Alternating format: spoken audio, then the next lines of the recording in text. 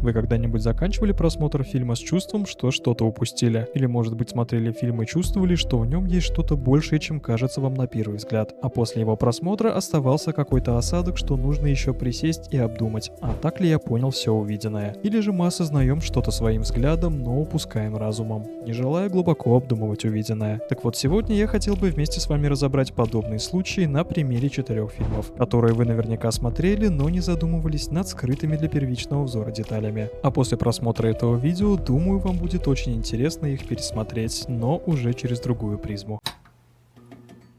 Первым фильмом, который и посадил мне в голову идею о создании этого видео, стала работа Кристофера Нолана «Начало». Почему фильм получил такую локализацию, конечно, не ясно. Inception логичнее было бы перевести как «внедрение», что и произносит персонажи на протяжении всего фильма, но, в общем, не суть. Один из главных вопросов, витающий в воздухе, кто же является центральным героем фильма? Персонаж Коп, который прошел путь исцеления и прощения, а может быть Фишер, из-за которого и начался весь сыр-бор, или может быть главным героем фильма все-таки является Ариадна, которая по мимолетному взгляду вроде как ничего толкового в фильме и не сделала, кроме как выступив в роли архитектора. Начнем с того, что имя героини Ариадны выбрано совсем неспроста. Имя было взято из древнегреческой мифологии, где это имя носила дочь царя Миноса. И также, обращаясь к известной истории о лабиринте с Минотавром, именно Ариадна помогла Тесею найти выход из лабиринта, что будто бы отзеркалено событиями в фильме, показывающим нам то, как Ариадна выводит Кобу из лабиринта собственного сознания или же лимба. Но даже тут все гораздо интереснее, чем кажется на первый взгляд, ведь повествование об искуплении Коба является центральным в фильме, которое происходит попутно с внедрением идеи Фишера. Если мы обратим свое внимание, то сможем понять, что на протяжении фильма, пока герои на 3 этапах пытались посадить идею в разум Фишера, Ариадна попутно вела свою игру с разумом Коба, сознание которого, кстати говоря, также заполняло созданный мир, попутно с сознанием Фишера. Подтверждением тому в первую очередь является поезд, появившийся буквально из ниоткуда в первом же сне. Тогда сам Коб подмечает, что кто-то еще строит. Ну а если вернуться к поезду и рассмотреть его поближе, на нем можно заметить число 3502, которое не раз появляется за весь фильм. Например, номер, в котором Коб и Мол должны были отметить свою годовщину, также имел номер 3502. В том же сне на такси можно увидеть и цифры 2053, которые являются тем же самым отраженным числом 3502. Цифры в фильме также и показывают нам проявление проекции Фишера, который при первом допросе называет цифры 528-491, которые его просят выдать как код от сейфа. Далее эти цифры также не раз появляются на последующих этапах снов, являясь будто бы печатью на том, что создало подсознание Фишера.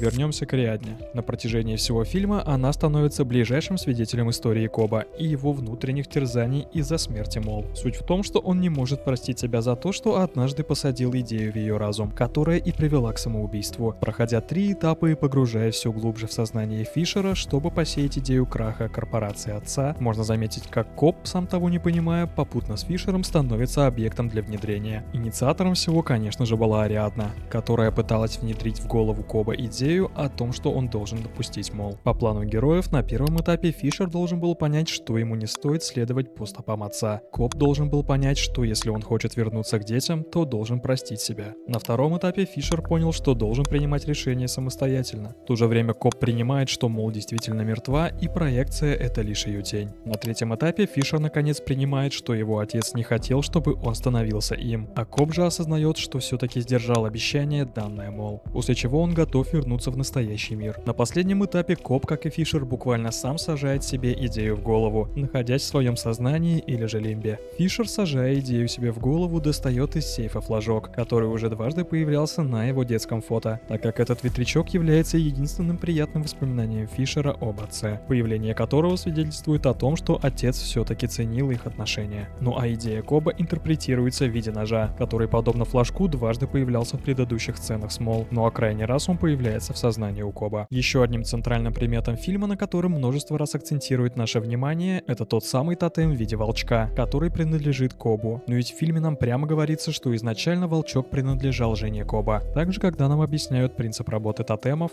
говорится о том, что тотем является ответом лишь для своего обладателя, потому что только он знает его истинный секрет, который выявляется лишь в реальном мире, и тотем нельзя передать другому человеку, ведь тогда весь его смысл пропадет. Но почему же коп использует тотем, мол? Куда же тогда он подевал свой собственный тотем и как он выглядел? Но если задуматься над этим вопросом и посмотреть внимательнее, можно понять, что на самом деле коп является единственным героем, у которого все это время было два тотема. Чем же был второй тотем? Кольцом, которое можно заметить на руке коба. Однако кольцо то появляется, то исчезает. Но зачем же кобу два тотема? К нашему сожалению, в фильме этому не уделили достаточного внимания. И, исходя по большей части из догадок, выстроилась теория о том, что благодаря волчку коп проверял лишь то, находится ли он во сне или в реальности. Ведь в реальности волчок падал, а во сне крутился бесперестанно. Но благодаря кольцу коп также мог узнать еще кое-что важное. Ведь если он все-таки находится во сне, остается еще один вопрос. В чьем сне? В своем или в чужом? Ну и самый насущный вопрос всего фильма: упал ли волчок в закрывающей сцене фильма? Актер Майкл Кейн рассказывал, что в разговоре с Кристофером Ноланом лично спрашивал, какие из сцен с участием его героя происходят во сне, на что Нолан дал ему четкий ответ, что его персонаж появляется только в реальности. Думаю, этим можно сразу же отрезать теории и рассуждения о том, а проснулся ли все-таки коп или же нет. И, честно говоря, теория о том, что коп так и не проснулся, по большей части лишена смысла, ведь не зря на протяжении всего фильма нам показали этапы принятия и прощения коба, а также в заключении нам все-таки показали возвращение коба к детям и их лица, которые были скрыты от взора зрителей на протяжении всего фильма. Да и намного приятнее принять тот факт, что начало является вдумчивым фильмом с хэппи-эндом, который все-таки таит в себе кучу пасхалок и интереснейших скрытых деталей. Да даже титры, в которых мы слышим песню, которую герои использовали для выброса, служат не только для создания атмосферы, она является буквально выбросом для нас, как бы говоря нам, что фильм закончился и время вернуться в реальность.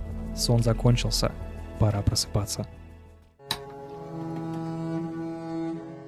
Говоря о Джокере, я хотел бы погрузиться исключительно в первую часть 2019 года и разобрать его как единственный обособленный фильм, как я думаю и должно было быть изначально. На самом деле, я не хочу сказать, что второй фильм плох или он мне не понравился. Я бы назвал его просто своеобразным, и я не имею ничего против него в целом. Выйдя в прокат в 2019 году, Джокер стал неожиданным успехом как для студии, так и для фанатов комиксов, которые получили фильм вроде как и с персонажем вселенной DC, но в то же время никакой связи с комиксной вселенной помимо названий локаций и имен героев вроде бы и нет. Однако фильму удалось проявить себя как уникальному и не похожему ни на что, показав многогранных персонажей и оставив после финала немало вопросов у зрителя.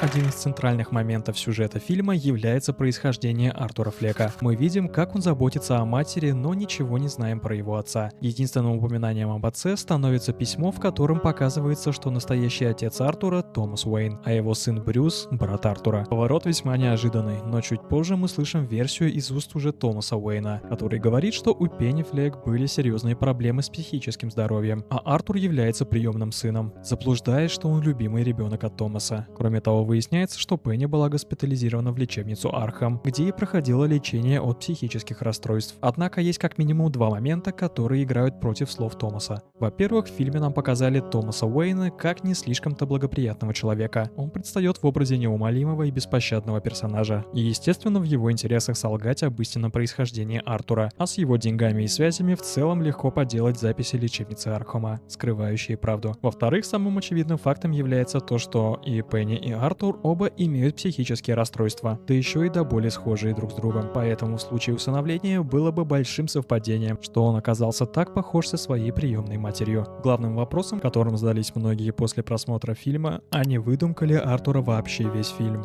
Ведь фильм как будто бы специально пытается запутать зрителя на протяжении всего хронометража, показывая нам вымышленные сцены взаимодействия Артура с своей соседкой или же сцены Артура на шоу Мюррея. Потому неудивительно, что после просмотра люди поделились на два лагеря. Одни стали приверженцами теории о том, что весь фильм происходит лишь в воображении Артура, который на самом деле все это время находился в лечебнице Архама. Другие же так не считают. Масло в огонь рассуждениям подлил и режиссер фильма Тодд Филлипс, который в интервью называл Артура Флека как бы ненадежным рассказчиком рассказчиком. Последующие не менее интересные теории, Артур и вовсе умер посередине фильма. Ведь самые фантастические события в жизни Флека начинаются как раз таки после того, как он перестает принимать лекарства. Он убивает свою мать и бывшего коллегу, внезапно получает приглашение на телешоу, о котором мечтал всю свою жизнь. И вся череда этих событий происходит после того, как Флек забирается в холодильник и запирается в нем. Потому некоторые зрители полагают, что герой просто-напросто не выбрался из холодильника, а все то, что было показано нам позже, лишь плод его воображения. И финальное убийство ведущего — это лишь предсмертные фантазии Артура. Теория, конечно, звучит весьма интересно, но все-таки разбивается о финальную сцену в Архаме. Позже режиссер фильма Тодд Филлипс также на интервью говорил, что не будет отвечать на вопрос, что было в настоящем фильме, а что нет. Потому что самое веселое — это видеть совершенно разные виды реакции многих-многих людей.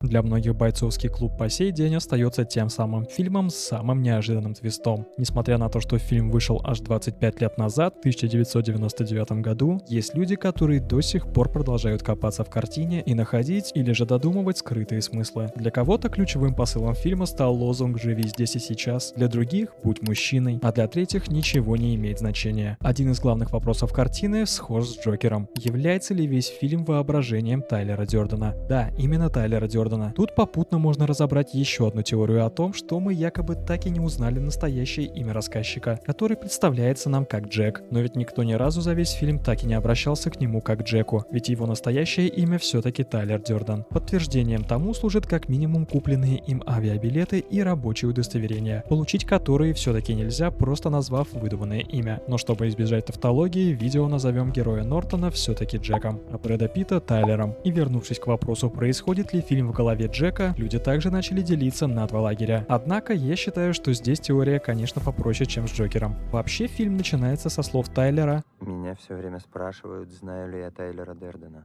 Но за весь фильм героя никто об этом так ни разу и не спросил. Никто, кроме одного персонажа по имени Боб, который является еще одним альтер-эго, представляющим собой сборник того, что видел Тайлер. За весь фильм Боба как будто бы никто не замечает, кроме Джека. Также интересной для разбора является сцена смерти Боба. Во-первых, он убирает выстрелом в голову точно так же, как и Тайлер. Но самое интересное то, каким образом раненые члены отряда доносят огромное тело застреленного Боба, при этом будучи сами раненые и еле передвигаясь. Ответ на этот вопрос крайне прост. Никак, ведь все члены отряда, подобно Бобу, являются лишь плодом воображения Джека. Тут мне, кстати, представилось, что «Бойцовский клуб» похож на некое слияние фильма «Начало» и Джокера. Ведь нам как бы показывают больное сознание Джека, которое он заполняет своими проекциями, видя всех второстепенных персонажей, которые его окружают, а также и его альтер-эго, взаимодействующие с ними. В той же открывающей сцене фильма после слов о Тайлере мы слышим, что все происходящее связано с некой Марлой Сингер, которая, очевидно, также является лишь плодом воображения героя, принимающая те же лекарства, что и он, бесперестанно курящая и думающая о раке. Марлу также никто будто бы не замечает на протяжении всего фильма. Несмотря на то, что она спокойно ворует еду из фургона, заявляется в мужскую группу поддержки, куря и распивая кофе, никто не акцентирует на ней внимание и ни разу не обращается к ней напрямую. Марла также может спокойно пройти через дорогу с плотным трафиком, ни капли не беспокоясь о своей жизни. Если Тайлер Дёрден является бунтарем, мужланом, воплощением всего мужского внутри Джека, то Марла является представлением Джека о физической и ментальной потере своей мужественности. Мы из поколения мужчин, выращенных женщинами. Поможет ли другая женщина в решении наших проблем? Отличным примером тесной связи трех личностей внутри Джека служит сцена, где Тайлер и Джек крадут жир для производства мыла. Они прячутся от охраны за контейнером, на котором написано «инфицированные человеческие отходы». А в сцене позже, когда Джек уводит Марлу, чтобы спасти от передозировки, можно заметить, как она кричит прибывшим медикам, что живущая в той комнате женщина является лишь инфицированными человеческими отходами. Откуда же Марле знать и использовать подобные словосочетания, связанные только с Джеком и Тайлером, если ее не было с ними на заводе? Ну и раз уж мы затронули одну студию кинокомиксов, то тут не обойтись и без соседей по цеху. «Мстители. Война бесконечности» и «Финал» стали почти самыми кассовыми фильмами всех времен, не сумев побороть в прокате лишь «Аватара» Джеймса Кэмерона. Показав кучу фан-сервиса, отсылок на комиксы и связь проектов вселенной и закончившись трагическим финалом, фильм все-таки отвел взгляд большинства зрителей от того, кто на самом деле был самой главной фигурой. Да, я хочу сказать, что речь идет не о Тони Старке, который, перехватив и отжав у Таноса камни бесконечности, загадал, чтобы у всех все было круто. А о Докторе Стрэнджа, который начал подводить все к этой кульминации еще с Войны Бесконечности. Думаю, что в конечном итоге мало кто по-настоящему задумывался о том, что же на самом деле предвидел Стрэндж и в чем заключался тот самый единственный шанс на победу. Начать стоит с того, что Стивен является верховным магом Земли и обладателем могущественнейшего артефакта в виде камня времени, который обязан был оберегать ценой своей жизни, и как он сам говорил нам в Войне Бесконечности: если передо мной встанет выбор, камень, вы или вот он, я без колебаний пожертвую любым из вас. Я не шучу, поскольку на кону судьба Вселенной. Славно. Но только позже, в той же Войне Бесконечности, Стивен, просматривая всевозможные варианты исхода финала, драматично находит тот самый один вариант, после чего весь фильм можно воспринимать как игру, где каждое действие ведет к финальному жертвенному шагу, который тогда и увидел Стрэндж. Стоит заметить, что отдать Таносу камень Стивен решается в самый распоследний момент, когда Тони находится уже на волоске от смерти. Спасти его жизнь может лишь Стрэндж, который прекрасно это понимает, после чего он лично и отдает Таносу камень времени в обмен на жизнь Старка. В самой сцене можно заметить, с каким трудом дается Стивену это решение. Но на тот момент он уже знает, что щелчок все-таки неминуем, что именно Старк не исчезнет после него и не только станет единственным, кто сможет найти способ, чтобы собрать еще раз все камни, но и не дать Таносу повторить щелчок в финале. Также, отдавая камень Таносу, Стивен спасает от неминуемой гибели не только Тони, но и остальных действующих героев. Ведь если бы Стивен не отдал камень добровольно, находясь там со всеми героями, они с большей долей вероятности рисковали потерять любого из тех, кто должен был помочь другим в финале второго фильма, так как план, который увидел Стивен, был крайне тонок, и для его реализации на самом деле требовались все персонажи, а не только Старк. Ведь пропав после щелчка, вернуться смог каждый, а вот убитых от руки злодея героев киновселенной возрождать пока не начали. Так почему же именно Старк должен был щелкнуть пальцами, а не, например, всемогущая Капитан Марвел, которая бы с легкостью пережила этот щелчок? Ну, во-первых, в этом не было бы драматизма, и вы бы не плакали на концовке. Еще с момента первого знакомства Стивена и Тони можно проследить, как меняется отношение Стрэнджа к эксцентричному Старку. Естественно, отношение Стивена меняется после того, как он видит единственный способ на победу. И видит он там именно Старка. Ведь именно Тони был тем, кто способен понять то, что нужно сделать, способен на хитрость, а также способен в конечном итоге на самопожертвование. Суть в том, что на протяжении двух фильмов герои пытались уже дважды снять перчатку с Таноса. Но победным был именно тот вариант, где Тони не снимает перчатку с Таноса, а крадет камни. То есть, резюмируя все сказанное еще раз, изначально Стрэндж увидел тот самый исход, где он должен сделать все, чтобы Тони Старк выжил. Он пожертвовал камнем ради единственного исхода. Он поставил все то, что только мог, на Тони. Ведь он уже тогда знал, что Старк окажется в той половине, которая переживет неминуемый щелчок Таноса. Старк окажется единственным, кто сможет придумать, как героям отменить действие первого щелчка Таноса и вернуть всех пропавших к жизни. Старк был единственным, кто сможет создать вторую перчатку из наночастиц, как и его костюм, что впоследствии позволит буквально вытянуть собранные камни из рук Таноса. И, наконец, именно Старк был тем, кто сумел осознать одновременно замысел Стрэнджа и свою собственную роль в нем, а затем, приняв свою судьбу, пойти на самопожертвование.